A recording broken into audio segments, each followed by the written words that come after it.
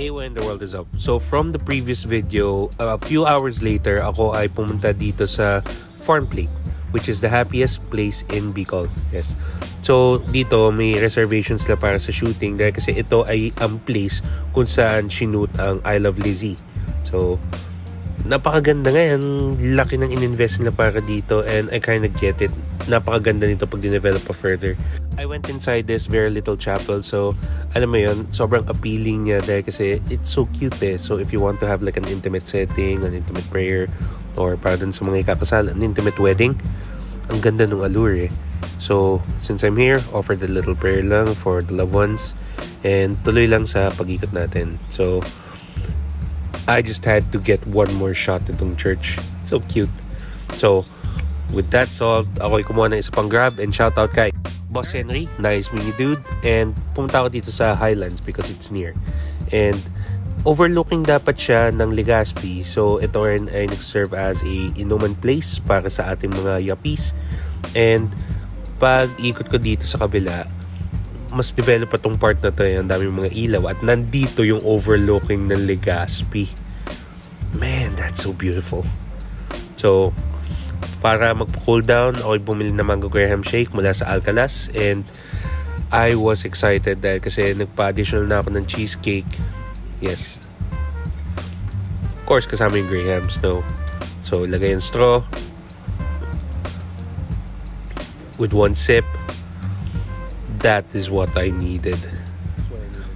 Tama lang yung tamis niya. That was good. And pagkatapos nun, booked one more grab. Tayo ay pumunta sa Sawangan Park. Since nag-start na ang Ibalong Festival, so merong food and beer. Sobrang solid. And to end this day, I was actually craving inihaw na barbecue. So, ito yung mga kinuha natin ngayon. A couple of shots for you.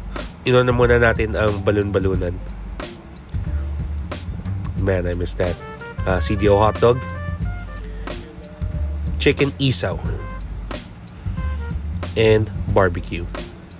Ganda ng temple, matamis eh. And habang nag-e-enjoy ako ng mga aking pagkain, I realized something. Check it out.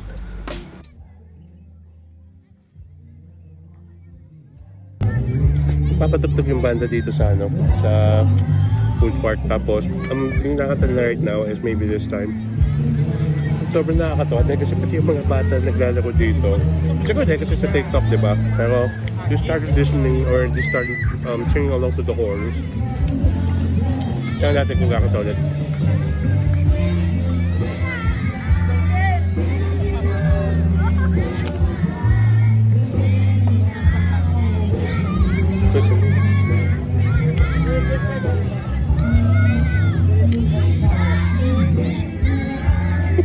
Galing. Galing.